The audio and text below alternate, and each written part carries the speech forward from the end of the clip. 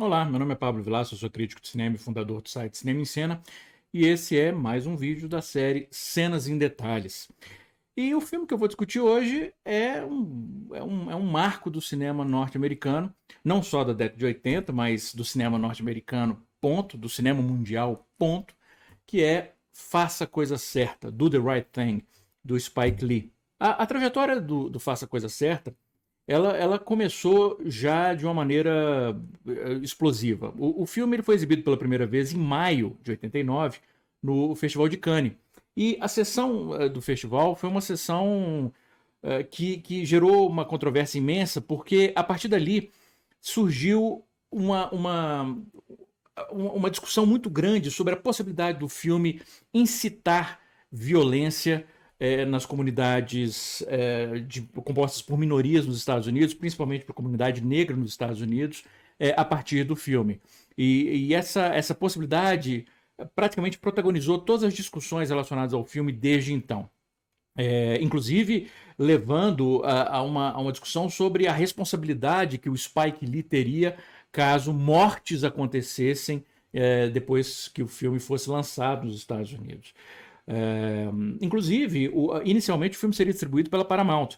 E a Paramount meio que se acovardou, porque ela queria que o Spike Lee suavizasse o final do filme, que o filme terminasse com um abraço entre os personagens do Danny Aiello e o personagem do Spike Lee, né, o personagem que é o Saul, que é o dono da pizzaria, e o Mookie, que é o personagem do Spike Lee. E o Spike Lee, obviamente, se recusou, porque isso iria contra toda a proposta do filme. E o filme acabou sendo distribuído pela Universal. Mesmo quando o filme passou a ser distribuído pela Universal e a data de lançamento dele no final de julho de 89 foi anunciada, muita gente tentou forçar a Universal a adiar a estreia. Não, porque vai ser no verão norte-americano e vai ser uma época de calor e o calor vai inclusive o filme, né? O calor desempenha um papel importante no filme, como eu vou discutir daqui a pouco, e isso vai criar ainda condições ainda mais apropriadas para que isso se converta em um caos social.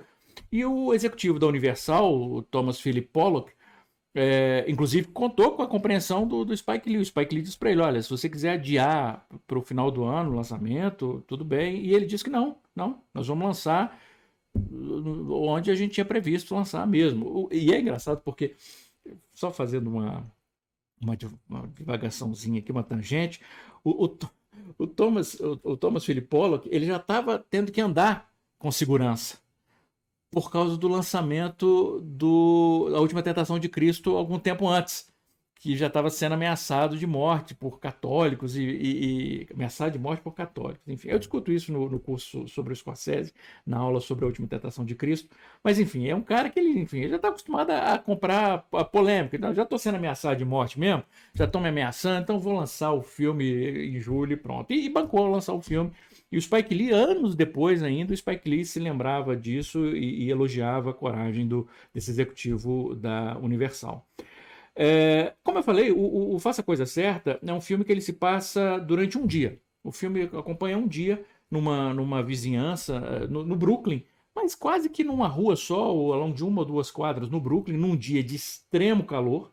É, e a gente acompanha alguns personagens. O centro da narrativa é a pizzaria do Sal, que é o personagem vivido pelo Danny Aiello, que ele trabalha nessa pizzaria, que é uma pizzaria que ele já mantém naquele bairro há 25 anos, e ele trabalha na pizzaria ao lado dos dois filhos, o Vito e o Pino, que são vividos pelo Richard Edelson e o John Turturro. O entregador da pizzaria é o Mook, que é vivido pelo Spike Lee, que seria o mais próximo que nós teríamos de um protagonista no filme, né? Embora se a gente falar de protagonista mesmo, o protagonista do filme é a própria vizinhança e os personagens como um coletivo. Mas se a gente for colocar um personagem como protagonista, seria o Mook. Ele tem um filho com uma mulher chamada Tina, que é vivida pela Rose Pérez, que inclusive é o filme de estreia da Rose Pérez, ela já estreia como um personagem extremamente marcante. Na vizinhança há outros personagens, há, por exemplo, a Mother Sister, que é vivida pela veterana Ruby Dee, E tem também um personagem que é um bêbado local, mas ao mesmo tempo ele não é só um bêbado local, reduziu o personagem. Ele é um personagem que é complexo, com conotações dramáticas fortes, que é vivido pelo Ossie Davis. Né? O Ossie Davis e a Ruby Dee eram casados na vida real, protagonizaram, atuaram em filmes várias vezes juntos.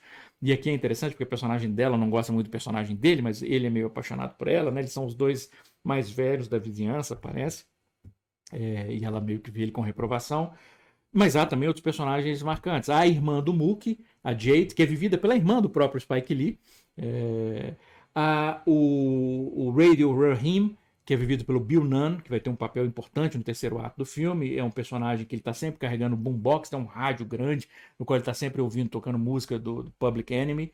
E ele tem dois. Não é um anel, mas enfim, é um anel, mas que é um anel para os 4 dedos ao mesmo tempo. Um love, outro dizendo hate, o que é uma referência ao Mensageiro do Diabo, né, o personagem do Robert Mitchum no Mensageiro do Diabo. Aqui a gente começa a ver, inclusive, como o Spike Lee, de um ponto de vista de formação cinematográfica, ele tem uma formação que é muito similar de um ponto de vista de levar as suas influências de formação para os seus filmes, assim como o pessoal da Nova Hollywood. Não é à toa que um dos seus professores na faculdade de cinema foi o próprio Scorsese. Um outro personagem importante é o Bugging Out, que é vivido pelo Giancarlo Esposito. Enfim, a gente vai acompanhando esses vários personagens ao longo do dia. E meio que há uma narração intercorrente, pontual, que é feita pelo locutor de rádio local, o DJ local, que é o Samuel Jackson, que ele, ao longo do dia, ele tem alguns monólogos que ele vai falando do calor do dia, ou vai falando, né, fazendo referência a um personagem ou outro, não como um coro grego, tá? Mas com um personagem que funciona ali na diegese mesmo, ele realmente está ali naquela vizinhança, faz parte da vizinhança e tal. E o filme vai nos apresentando esses personagens. Numa análise de um ponto de vista de composição dos personagens, de composição racial dos personagens, o Spike Lee já começa a introduzir certos temas ali, quando ele mostra que aquela vizinhança ela é composta por várias. Ela tem uma diversidade racial muito grande. Ao mesmo tempo que a maior parte dos personagens são negros, né, o próprio Mookie, a irmã, a Mother Sister, o The Mayor, que é o personagem do Ossie Davis, né, ele se chama de prefeito, né, daquilo ali. Tem um grupo de jovens também, um deles é o Martin Lawrence, acho que foi o primeiro filme do Martin Lawrence também. Também há um grupo de jovens latinos, que inclusive inicia uma rivalidade em relação à música. Tem uma cena em que eles estão tentando ver quem tem o rádio mais alto, que vai tocar salsa, ou o Radio Raheem com o seu boombox, né, tocando música do Public Enemy. Então já tem uma rivalidade ali. Tem o coreano, que é dono da mercearia local, é uma família de coreanos que abriu esse negócio há pouco mais de 1 ano, 2 anos ali na vizinhança, e ainda são vistos meio com desconfiança pelos outros moradores locais. Tem 3 amigos que ficam sentados, batendo papo o dia inteiro, negros também, ali na esquina. Boa parte dessas conversas, inclusive, foram improvisadas.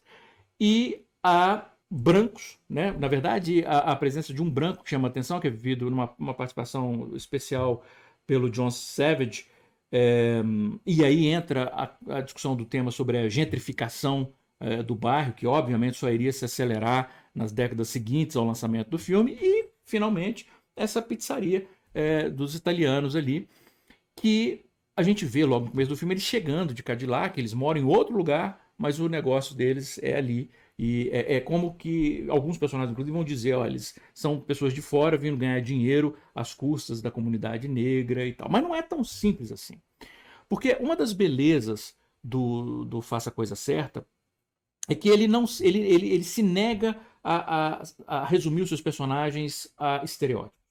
Então não é simplesmente uma questão do italiano que mora em outro bairro, mas ele abriu uma pizzaria ali nesse bairro negro, com a comunidade negra, e ele ganha dinheiro às custas dele. Não, porque o Sal, o personagem do Danny Aiello, ele é um personagem que em vários momentos do filme a gente vê que ele tem uma natureza não só gentil, mas que ele sente afeto por aquelas pessoas. Ele tem orgulho, por exemplo, como ele diz para o filho dele, o John Turturro, que ele tem orgulho, por exemplo, de que tem uma geração inteira que cresceu comendo as pizzas dele, que ele sente orgulho disso. Ele é visto com afeto, com consideração, por muitos integrantes daquela comunidade.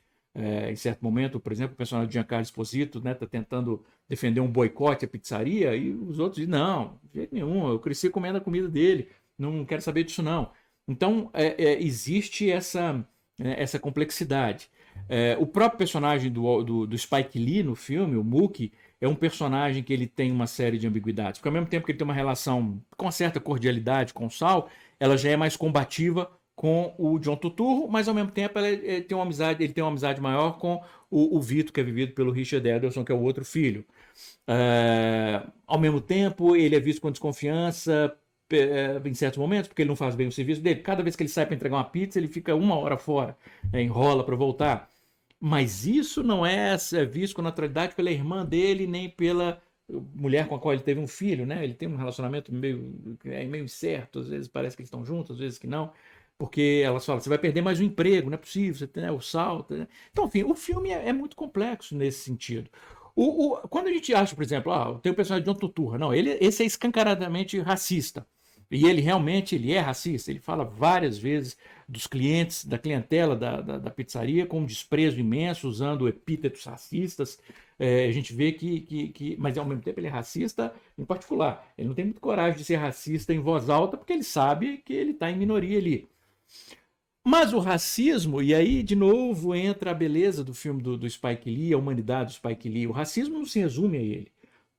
Porque tem uma sequência que é uma das sequências mais célebres do filme, é uma sequência de um poder imenso, em que ele faz vários travelings na direção de diversos personagens que diretamente para a câmera usam vários termos racistas para se referir aos outros grupos. Por exemplo, o personagem do Spike Lee, o Mookie, ele vai usar vários epítetos, vários pejorativos racistas para falar dos italianos. O John Turturro para falar dos negros. Os latinos para falar do coreano. O coreano para falar dos judeus. E a gente vê que um policial falando. Aí eu não vou lembrar, mas enfim, são vários falando das outras minorias que estão compostas ali, né? A única minoria são os brancos, mas enfim, as outras minorias, latinos, coreanos, os negros falando mal umas das outras. Então a gente vê que é um racismo que é infelizmente comum e que ajuda a dividir a vizinhança, mas ajuda a dividir em termos, porque a gente vê que existe um equilíbrio ali, que existe uma certa, não sei se equilíbrio é a melhor palavra, mas uma certa eles estão acostumados a conviver uns com os outros e atingiram uma certa harmonia que está ali se equilibrando de uma maneira delicada, mas que ela existe. E o Faça a Coisa Certa ilustra isso de uma maneira muito bonita. Só interromper um pouquinho esses Cenas em Detalhes sobre o Faça a Coisa Certa, porque, como eu já falei no nosso último Cenas em Detalhes, essa série ganhou um apoiador, que é algo importantíssimo, porque é uma das séries mais difíceis de fazer aqui no canal. É por isso que, normalmente, a distância entre os episódios dos Cenas em Detalhes era muito grande, às vezes muitos meses, teve caso até de alguns anos, porque realmente é muito exaustivo todo o preparativo, a pesquisa, a elaboração do texto, pesquisa de imagens, processo de edição é bastante complexo. E a presença de um apoiador está viabilizando que a gente faça mais vídeos com mais frequência. E esse apoiador também tem a vantagem de ser um apoiador que tem tudo a ver com o canal, tudo a ver com as discussões, que é a Casa do Saber. A Casa do Saber é uma plataforma que é o lugar ideal para quem quer se manter por dentro das discussões relevantes que a gente mantém sempre. Por exemplo, se você gostou do Faça a Coisa Certa, tem 2 cursos específicos na plataforma da Casa do Saber que eu recomendo muito, que é um curso sobre o Fanon e um curso sobre Angela Davis, que eu realmente recomendo demais e que, como eu falei, tem tudo a ver com o tema desse vídeo. E o que é também bacana, para os espectadores aqui do canal, há um desconto de 10% na inscrição na Casa do Saber usando o cupom Cenas em Detalhes. Para saber como usar o cupom, como acessar, é só acessar o link que está aqui na descrição do vídeo. Aliás, o Faça a Coisa Certa é um filme cheio de energia, é impressionante, porque o Spike Lee tinha 32 anos quando ele escreveu, e dirigiu e protagonizou o filme. E é um filme que já começa com uma energia tremenda. O filme ele tem uma câmera nervosa e ele começa já com a personagem da Rosie Perez dançando ao som do Fight the Power, do Public Enemy, que é uma música que virou um emblema e que foi composta para o filme, né, e que tem alguns versos que geraram uma imensa controvérsia na época, chamando, por exemplo, Elvis Presley de racista, e comparando não o Elvis Presley ao John Wayne, que aí é uma questão, enfim. Existe, obviamente, uma questão aí fazendo outra tangente do Elvis Presley ao explorar a cultura negra e transformá-la, absorvê-la e vendê-la sob uma superfície mais aceitável, que é de um homem branco cantando e dançando. Mas, ao mesmo tempo, existe, né, obviamente, um histórico do Elvis Presley em relação à convivência e aceitação da comunidade negra ao Elvis, que o John Wayne não tinha. O John Wayne, enfim, aí o racismo do John Wayne é algo que é mais do que estabelecido. Mas isso gerou uma controvérsia na época, enfim. Mas ela começa dançando para a câmera em várias vinhetas com um tom vermelho muito forte, que já passa essa aura raivosa que o filme muitas vezes mostra, mas uma raiva controlada. E é muito engraçado, inclusive, porque depois o Spike Lee diz que ele se inspirou nessa sequência de abertura, ele se inspirou no Adeus Amor, Bye Bye Birdie, em que a Anne Margaret começa o filme também cantando para a câmera, mas é um tom tão diferente, um propósito tão diferente, que eu acho curioso. Jamais teria me ocorrido essa referência do Bye Bye Birdie se o próprio Spike Lee não tivesse falado dela. O que mostra como, né, cineastas talentosos eles conseguem absorver e ressignificar referências de uma maneira muito própria, né, e incutir a sua própria personalidade em outras fontes de uma maneira muito forte. Mas enfim, então é uma câmera nervosa, o vermelho em vários momentos através da parede com um vermelho muito forte diante da qual estão os três caras conversando na esquina. Através da luz em vários momentos, mas o Spike Lee, ele, ao mesmo tempo que existe digamos, esse tom raivoso, esse tom está muito presente também no calor que o filme evoca. Como eu falei, o filme se passa ao longo de um dia que é um dia extremamente calorento, e não só o Spike Lee mostra esse calor através, muitas vezes, da superexposição do exterior, né? Quando a gente vê, por exemplo, a gente está dentro da pizzaria e lá fora a gente vê que está, obviamente, uma fotografia superexposta para ressaltar esse calor, mas através de momentos, por exemplo, que a gente vê um personagem passando, né, o Mookie passando gelo no corpo da companheira, da Tina, ou a gente vê um personagem tomando banho e a água caindo sobre o rosto, isso evoca, ou do suor mesmo, os personagens estão suando o tempo inteiro, e isso também traz uma aura de nervosismo constante ao filme. Outra coisa que o Spike Lee faz em certos momentos para ressaltar essa identificação nossa, né, do espectador com os vários personagens e mostrando como o filme ele tenta enxergar todas as questões a partir de vários pontos de vista através do uso da câmera subjetiva. Tem um momento que ele salta da câmera objetiva para subjetiva de uma forma tão fluida, quando o personagem do Mookie está conversando, do Spike Lee está conversando com o personagem do Bill Nunn, o Radio Raheem, e aí ele faz uma pergunta, e aí de repente a câmera se desloca para a posição do Spike Lee, e o Bill Nunn começa a falar diretamente com a câmera. Então a gente vê que existe uma subjetividade ali, quando ele explica o significado do amor e do ódio, e que o amor vence o ódio. O que obviamente cria uma triste ironia com o desfecho do filme. E é interessante porque ao mesmo tempo que aquela câmera se torna subjetiva e assume então o olhar do Mookie, a gente pode dizer que não é uma câmera subjetiva, mas que é uma quebra de quarta parede, se a gente considerar que o Radio Raheem está falando com a gente, com o público, com o espectador. Né? E acho que as duas visões podem ser interpretadas. Mas mais tarde, por exemplo, quando existe um confronto entre o Radio Raheem e o Sal, às vezes, quando a gente vê o Bill Nunn, ele está olhando diretamente para a câmera e o Sal está olhando diretamente para a câmera. Então, são duas câmeras subjetivas em que a câmera subjetiva assume o ponto de vista tanto de um quanto de outro. E a gente, de fato, consegue entender os dois lados. Né? A gente entende, por exemplo, por que o Radio Raheem se sente tão ofendido, né, até movido pela provocação feita pelo personagem do Giancarlo Esposito, mas a gente entende também a raiva e a frustração do Sal com o outro entrando no seu restaurante com som alto e se recusando a baixá-lo. Então, de novo, através da câmera subjetiva, o Spike Lee consegue mostrar esses diferentes pontos de vista, em vez de assumir simplesmente o ponto de vista de um ou o ponto de vista de outro para fazer um julgamento moral, social, político. Esse nervosismo também ele é ressaltado pelo uso frequente do plano holandês. Né, criando, se eu não me engano, posso estar enganado, mas o momento em que o Spike Lee começa a introduzir o plano holandês é quando o Radio Raheem entra em cena. E a partir daí não fica só preso a ele. A gente vê em vários momentos esse plano holandês que já sugere um certo desequilíbrio, uma certa instabilidade naquela harmonia aparente que nós estamos vendo ali. E é um exercício muito interessante, porque o filme, de certo modo, ele tem um tom relativamente leve na maior parte do tempo. É um filme bem humorado. É um filme que várias interações entre os personagens são interações com um propósito claramente cômico. Mas o Spike Lee, não só através do uso do plano holandês, mas também através do uso frequente do plano holandês e do calor e de certos nervosismos, certas falas de certos personagens em certos momentos, o Spike Lee já sugere uma tensão subjacente ali.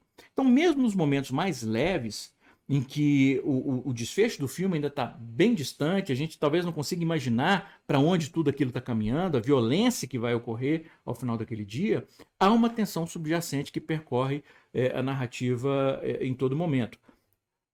Há, claro, momentos de maior doçura também. Doçura não sei se é o termo exato. Acho que eu estou sendo generoso com o Sal e com o Pino, que é o personagem de John Turturro. Mas há um momento mais sensível, digamos, em que há uma conversa entre pai e filho, em que o Sal, justamente quando ele diz que ele tem orgulho de estar ali, de ter aquela pizzaria ali há 25 anos, e não é só porque é dele, mas por como ele vê que aquela pizzaria contribuiu também com a vizinhança. Enquanto o personagem do John Turturro expressa só raiva, frustração, ele quer sair dali, ele sente vergonha de ter uma pizzaria num bairro que tem uma comunidade negra tão grande, e ele diz que os amigos dele fazem hora, riem dele, e aí o pai dele aponta para ele, sim, de você pode dizer, eles não são seus amigos. Mas é um momento em que os personagens eles podem conversar de uma maneira mais calma. E é um momento bem bonito isso, um plano longo, inclusive, sem cortes, que o Spike Lee permite que o Danny Aiello e o John Turturro desenvolvam, construam essa cena, inclusive até além do que estava autorizado. Porque no momento em que o Smiley, que é um cara que ele tem um certo problema cognitivo, a gente vê isso muito claro, é um cara que fica à vizinhança, ele fica vendendo foto do Martin Luther King com o Malcolm X, o significado disso eu vou discutir mais para frente. Quando ele bate na vidraça da pizzaria, a cena era para acabar ali, mas ela continua no improviso, tanto do John Turturro quanto do Danny Aiello, e mostrando quanto que eles conhecem os personagens e a maneira como eles reagiriam, né, naquela situação. O Spike Lee deixa a cena continuar, o que eu acho muito generoso da parte dele como cineasta, inclusive. Há também humor na briga dos dois irmãos, né, do Vito com o Pino, ou na participação do Frank Vincent, com o carro, quando ele está atravessando, e tem o hidrante, eles abriram, porque é um dia de calor, então eles abriram o hidrante, estão molhando a rua, e ele fala, cuidado com o meu carro, enfim. Frank Vincent, aliás, uma curiosidade, Frank Vincent e o Samuel Jackson, no ano seguinte, eles fariam os bons companheiros do Scorsese, que foi um dos, inclusive, das pessoas que ajudaram a divulgar o Faça a Coisa Certa, elogiando o filme, mas como eu falei antes, foi também professor do Spike Lee na Faculdade de Cinema, e o Spike Lee sempre disse que é uma referência importantíssima na carreira dele. Mas voltando à discussão racial que o filme propõe, é interessante, por exemplo, voltando a falar do personagem de John Turturro, que é um racista escancarado, mas há uma cena em que ele conversa com o Mookie, o personagem do Spike Lee, e o Spike Lee pergunta quem são os ídolos dele no esporte, na música, no cinema, e são todos ícones negros, como por exemplo o Ed Murphy e o Prince. E essa ambiguidade, não sei nem se é ambiguidade, mas essa contradição aparente que muitos racistas, inclusive, têm, né, ao mesmo tempo que admiram muitas figuras de minorias que eles desprezam, mas eles admiram artistas ou atletas dessas minorias, tentando conciliar essa contradição, dizendo, mas não é exatamente, eles não são apenas, aliás, eles ultrapassaram essa barreira, eles não são definidos simplesmente pela cor da sua pele, que é uma maneira muito confortável do cara conciliar para si mesmo o preconceito imenso que ele tem com o fato que ele não consegue deixar de admirar representantes dessas minorias. E o Spike Lee faz questão de pontuar isso no filme, como aliás em outro momento o DJ, né, interpretado pelo Samuel Jackson, ele vai fazer um longo monólogo citando vários músicos, vários artistas negros e agradecendo a eles tudo que eles ofereceram, não só àquela comunidade, mas ao mundo de modo geral. E o Spike Lee faz questão de incluir isso no filme, que é um monólogo, enfim, muito breve, né, composto só por uma sucessão de nomes, mas que é simbolicamente muito importante para o filme como um todo. E essa questão sobre ídolos, representantes das suas raças, ela é, de certa maneira, o centro do filme e gera o confronto principal, graças ao fato de que o Sal, na sua pizzaria, ele vai ter uma parede da fama com fotos de vários ítalo-americanos, Frank Sinatra, Al Pacino, Robert De Niro, que ele admira, E o que o personagem do Giancarlo Esposito, o Bang Out, ele protesta contra aquilo. Fala, poxa, mas você está numa vizinhança predominantemente negra, né? Você ganha dinheiro com a gente, você não vai colocar nenhum artista negro aqui. E aí vem até uma questão curiosa, porque o próprio Giancarlo Esposito, o ator, o pai dele é italiano. Né? O nome dele, Giancarlo, já mostra isso. Então existe até uma certa, enfim, um metatexto aí de um ator italo-americano que é negro, reclamando porque um personagem italo-americano não coloca um ídolo negro no seu hall da fama. E isso vai acabar, enfim, gerando uma situação tensa que vai se complicando ao longo do filme. Mas é claro que eu deixei de falar de um grupo importantíssimo. Né? Eu falei que nessa vizinhança a gente vai conhecendo a comunidade negra, a latina, a família asiática, os italo-americanos, o branco, que já é sinal da gentrificação, e não falei da polícia, que acaba funcionando quase que como uma raça à parte. Porque, embora, claro, seja predominantemente branca, como eu falei, tem policial negro, tem policial latino, mas é como se a instituição, a corporação, ela passasse a ser, como se fosse, não, ela passa, infelizmente, a ser superior a qualquer outro tipo de ligação racial, social, econômica. A gente vê isso no mundo inteiro. Né? A gente vê constantemente a polícia sendo utilizada para sufocar, para oprimir pessoas que estão lutando pelos interesses que, inclusive, dizem respeito aos interesses das pessoas que compõem a força policial. E aqui a gente vê isso. Tem um momento, por exemplo, que a gente vê o carro de polícia passando lentamente, passando em câmera lenta, e o filme não usa muito câmera lenta, então os poucos momentos de câmera lenta eles tornam ainda mais significativos, passando em câmera lenta enquanto os dois policiais, um que é vivido pelo Miguel Sandoval e o outro é vivido pelo Rick Aiello, que é inclusive filho do Danny Aiello, na vida real, né? Os personagens não têm relação nenhuma. Olhando aqueles 3 personagens negros que ficam ali sentados na esquina e, obviamente, trocando olhares hostis, eles olhando com hostilidade sem razão nenhuma para os caras, e os caras, obviamente, devolvendo o olhar hostil, porque eles estão ali na deles e os caras estão passando ali com o olhar ameaçador, por quê? E o que vai levar. Aliás, inclusive essa atitude confrontacional.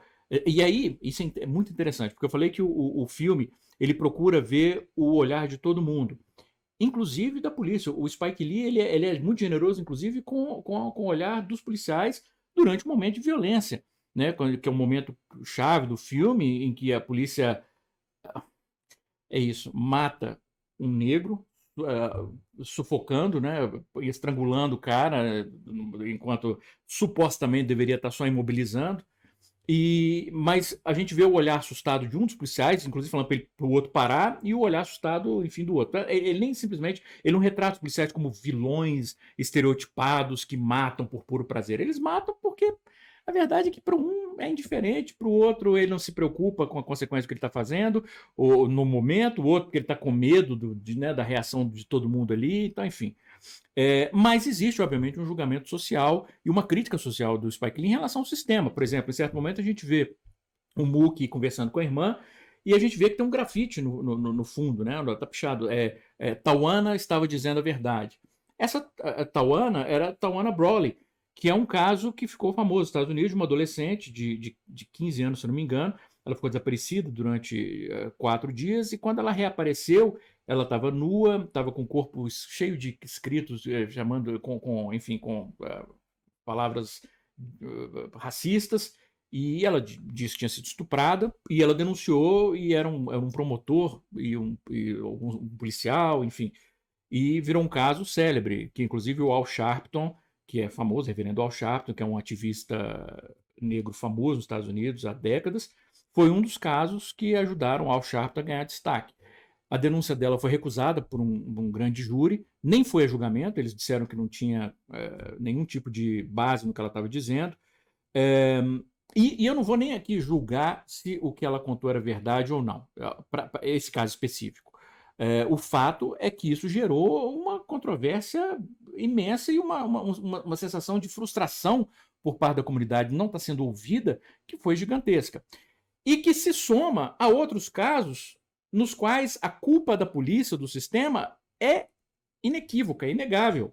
Inclusive, o filme é dedicado a várias vítimas de violência policial, e no auge do filme, quando está tendo, né, uma ação de violência policial na tela, a gente vê os personagens gritando o nome dessas pessoas, né, como Michael Stewart, Michael Griffith, Eleanor Bumpers, Yvonne Smallwood, Edmund Perry, Arthur Miller, que são todos personagens que foram mortos pela polícia, sem qualquer tipo de justificativa. A Eleanor Bumpers, por exemplo, ela tinha 66 anos, era uma mulher que ela tinha um problema de locomoção, ou enfim, alguma coisa nesse sentido, e ela foi despejada.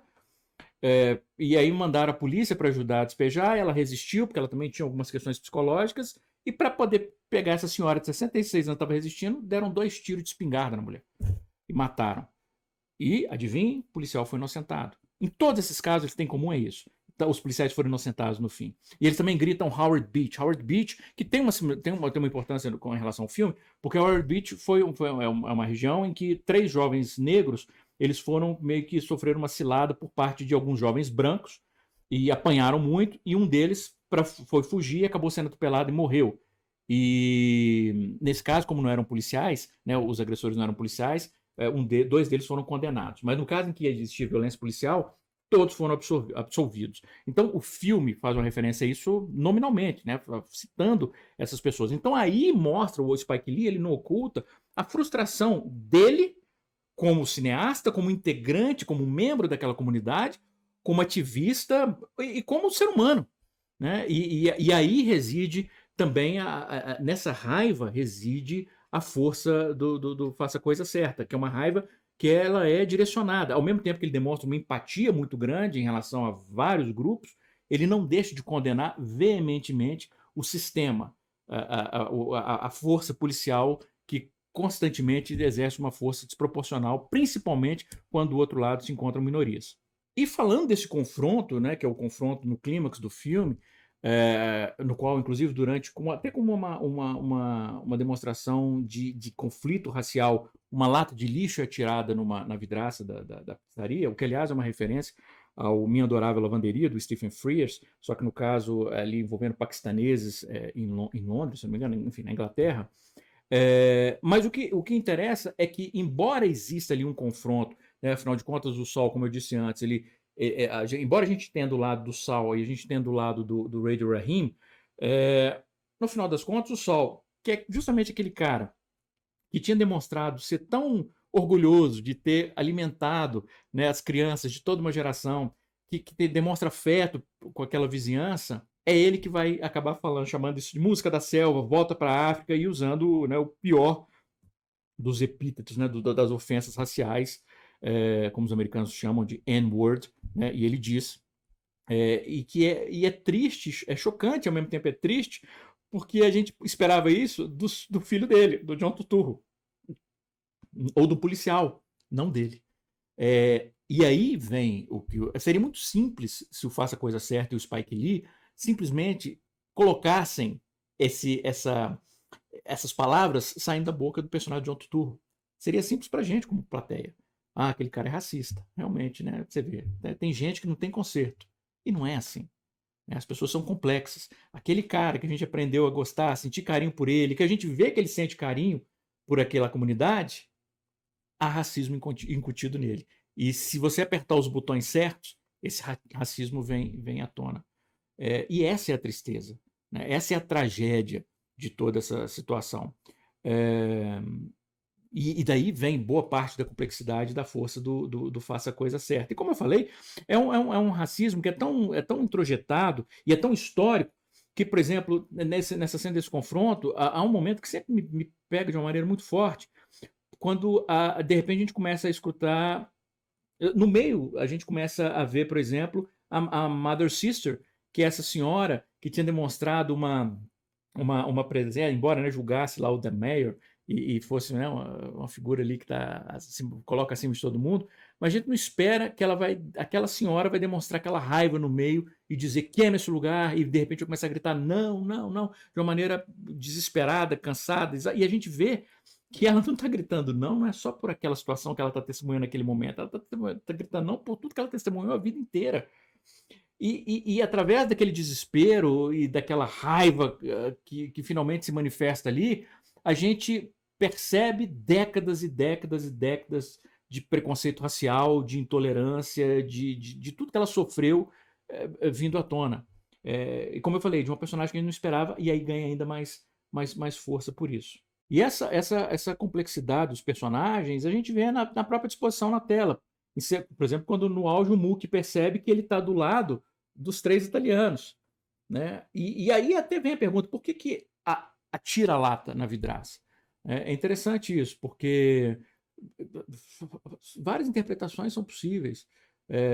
O fato de, por exemplo, ele estar cansado de tudo aquilo, estar frustrado com a própria situação no mundo, com a violência policial, de ter testemunhado a morte de um amigo, ou o fato dele querer se distanciar dos outros três, eu não faço parte, né, como autoproteção, ou até de uma interpretação até mais generosa com o personagem, ele está vendo que aquilo ali vai resultar em tragédia, que todos ali vão se virar contra os três italianos e julgá-los responsáveis pela morte do Ray Rahim, e em vez deles serem mortos, ele começa a destruir a pizzaria de todo mundo para a raiva local se voltar para a pizzaria e não para os três, né, para o Saul e para os filhos. É uma interpretação generosa. Eu gosto dessa ambiguidade que o filme deixa, né? Qual que é a motivação do Mookie?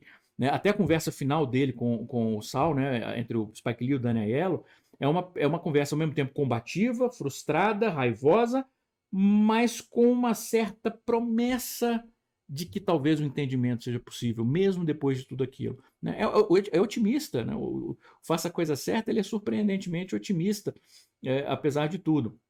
E é interessante porque o Roger Ebert, um dos maiores críticos da história do cinema, para mim, quando ele escreveu sobre o filme à época, e até falando sobre essa visão, infelizmente, de vários críticos condenando o filme, dizendo que o filme era irresponsável, que iria incitar brigas raciais, e é curioso porque uma coisa que foi relativamente recorrente em várias críticas são as críticas lamentando. Olha que curioso como isso revela, e o Roger disse isso no seu texto, como isso revela muito mais sobre as pessoas que estavam falando sobre o filme do que sobre o filme em si.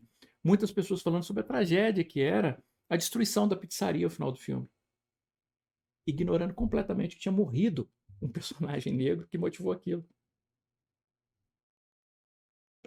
É esse tipo de cegueira direcionada que o filme acaba expondo. E que a gente vê até hoje. Né? A gente vê muita gente protestando contra quebrar a vidraça de banco, mas quando a polícia chega e bate e te atira uma bala de borracha no olho de um fotógrafo, ou espanca e mata alguém, enfim, com violência desnecessária, estava lá. Mas quebrou a vidraça de um banco? Meu Deus, que coisa absurda. E a gente vê isso já exposto nesse desfecho do Faça a Coisa Certa, e mais do que no desfecho Faça a Coisa Certa, na reação de, infelizmente, muitos críticos da época. Não só críticos, né, mas comentaristas políticos que apontaram uma responsabilidade do filme, onde não há irresponsabilidade. Uma outra coisa muito bonita que o Roger escreveu no texto na época, eu acho muito lindo isso, eu acho que é uma visão muito, muito madura sobre o filme, é que você pode até não perceber, ficar confuso em relação às motivações dos personagens. Porque os próprios personagens são confusos. O Mookie, a gente vê, ele não sabe como ele se sente em relação àquilo. A gente vê que muitos dos personagens ali, eles não sabem, eles estão sentindo raiva, mas ao mesmo tempo, eles sabem que a causa daquilo não é o Saul e a pizzaria dele. Então, existe uma confusão. Então, o Roger diz, tudo bem, você entrar no filme, sentir confusão em relação ao filme é aceitável, é humano. Agora, se você sair do filme mais intolerante do que você entrou, é porque você não entendeu o filme. Porque o filme, ele prega a tolerância. E é bom falar que o filme foi lançado anos antes do famoso incidente envolvendo Rodney King em Los Angeles, quando 4 ou 5 policiais foram capturados em câmera, isso numa época pré-celular, né? Então alguém com uma câmera analógica gravou 4 policiais surrando um homem negro em Los Angeles. Os 4 foram absolvidos, e no dia que eles foram absolvidos, o caos tomou conta da cidade, porque aquelas pessoas não aguentavam mais aquilo. Uma série de ocasiões de violência policial, com os policiais sendo considerados inocentes. E aí gerou uma das maiores revoltas da história dos Estados Unidos, né, na época pós abolição da escravatura. E foram essas chamado de Race Riots, que começaram em Los Angeles e que não resolveram nada, infelizmente, né? E resolveram no sentido de não abriram, essas revoltas não abriram os olhos da sociedade que existia uma coisa muito errada, tanto que décadas depois a gente teve George Floyd, por exemplo. A gente vê histórias se repetindo, e não só nos Estados Unidos, no mundo inteiro. O que me traz, finalmente, a uma coisa, ao próprio desfecho do filme, quando a gente vê, não só primeiro o Smiley, esse personagem, ele é fixando na parede queimada da Pizzaria do Sol, no lugar da parede da fama, ele anexando pregando a foto do Martin Luther King com o Malcolm X, mas o próprio filme termina com uma citação do Malcolm X e outra do Martin Luther King. Do Luther King pregando a não violência.